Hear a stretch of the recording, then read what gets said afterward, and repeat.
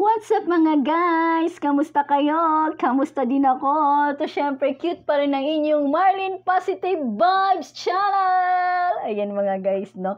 Welcome to my channel! So mga guys, no? Province life po muna tayo mga guys, no? Kasi nga po mga guys, no? Tayo ay binigyan po ng pagkakataon, no? Na talaga namang makauwi po sa aming probinsya mga guys, no? Bali, 13 years po kung hindi nakauwi po sa aming probinsya. Ayan mga guys, no?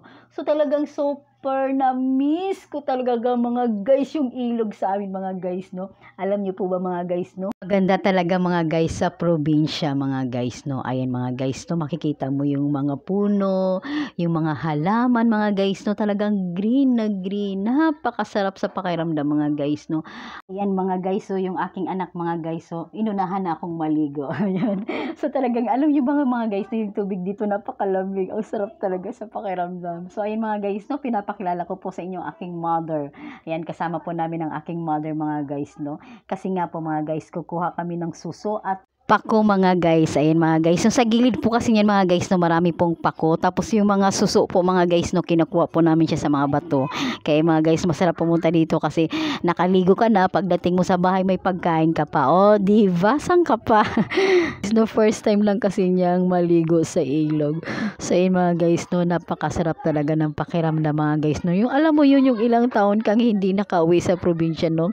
Tapos pupuntahan mo kaagad yung mga ilog. Alam mo yun, napakasarap sa pakiramdam mga guys, no. Nakakawala talaga ng stress, nakakawala talaga ng problema. Alam nyo ba mga guys, no, talagang napakasarap talaga sa probinsya mga guys, no. Pwede lang mga guys, no, ayoko nang umuwi sa Maynila mga guys. So ayan mga guys, no, yung mga magulang ko po kasi mga guys, dito po sila nakatira sa probinsya mga guys. Talaga naman mga guys, no.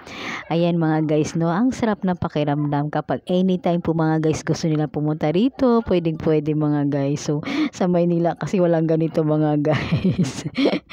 Kaya sulitin na po namin mga guys habang ano talaga yung bakasyon namin, no. Alam mo kasi mga guys, no, bihira lang po kami makauwi sa probinsya kasi alam naman po natin mga guys, no, napakamahal po ng pamasahe. Kaya yun mga guys, sinusulit ko po talaga yung panahon at oras na nandito ako.